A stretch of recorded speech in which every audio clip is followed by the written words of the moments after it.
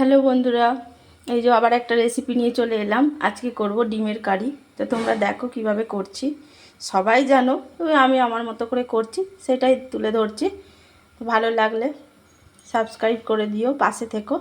তো দেখো কিভাবে করছি। এই যে কড়া বসিয়ে দিয়েছি, তেলও গরম হয়ে গেছে। ডিমগুলো হলুদ নুন মাখিয়ে রেখেছি, এগুলো ভেজে নেবো।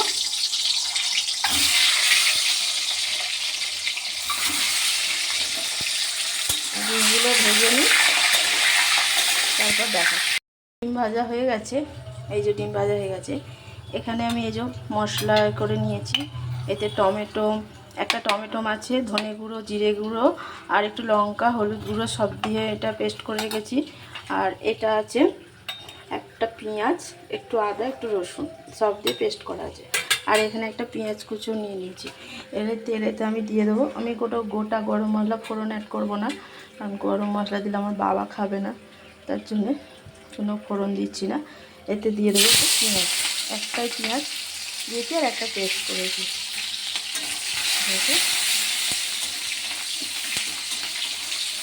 পেঁয়াজটা ভাজা হয়ে গেলে তারপরে মশলাগুলো অ্যাড করবো। পেঁয়াজ ভাজা হয়ে গেছে। এবার এতে আমি দিয়ে দেবো এই আদা পেঁয়াজ রসুন পেস্ট। এটা দিয়ে একটু কষাবো, কাঁচা গন্ধটা উঠে।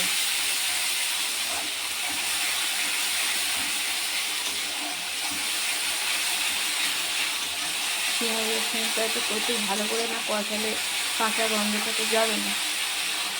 এটাকে ভালো কষানো হবে, তারপরে রান্নার টেস্ট বাড়বে।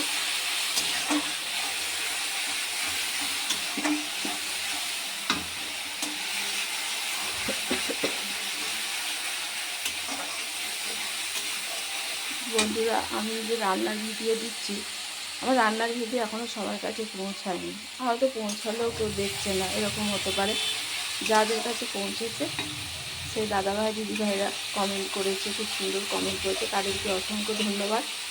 কিন্তু আমি দিচ্ছি ভিডিও, কিন্তু তবুও ভাবছি যে আমার ভিডিও হয়তো কেউ দেখবেও না, কোথাও পৌঁছাবেও না। তাও আমার মনে হচ্ছে যে না দিই, যদি কোনো দিন সাকসেস হতে পারি, তাই দিচ্ছি। তো তোমাদের সামনে পড়লে অবশ্যই ভিডিওটা দেখো, ভালো লাগবে, পাশে থেকো।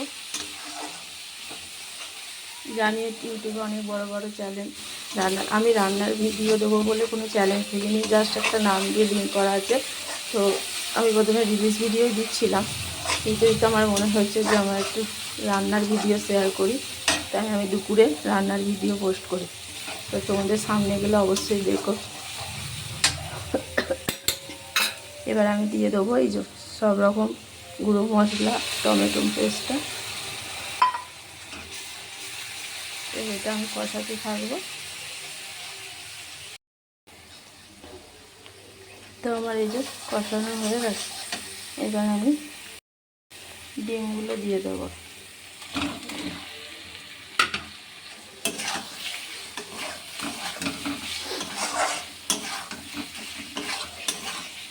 এতে আরও বেশি করে মশলা দিলেই দেওয়া যেত, কিন্তু আমি অত মশলা দিই।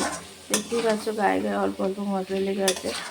একটু জলও দেবো, জাস্ট একটু ফোটাবো, তাহলেই আমার ডিমের কারি হয়ে যাবে। আমি এতে আরও ডিমের কারিতে একটু সস দিলে ভালো হয়, একটু সস, গরম মশলা, কিন্তু আমি ওগুলো কিছুই অ্যাড করব না। তো এই যে আমি একটু জল দিয়ে দিলাম, জাস্ট একটু ফোটাবো, আর মশলা আমি ভালোভাবে কষিয়ে নিয়েছি। তো দেখো আমি ডিমের কারিটা কেমন লাগছে বলো। চলো নামানো হয়ে গেলে তোমাদের দেখাবো। তো দেখো বন্ধুরা, আমার ডিমের কারি হয়ে গেছে। তা হওয়ার পর এইরকম দেখতে লাগছে। দেখো কেমন হয়েছে বলো, ভালো লাগলে পাশে থেকো। তো চলো আজকের মধ্যে টাটা।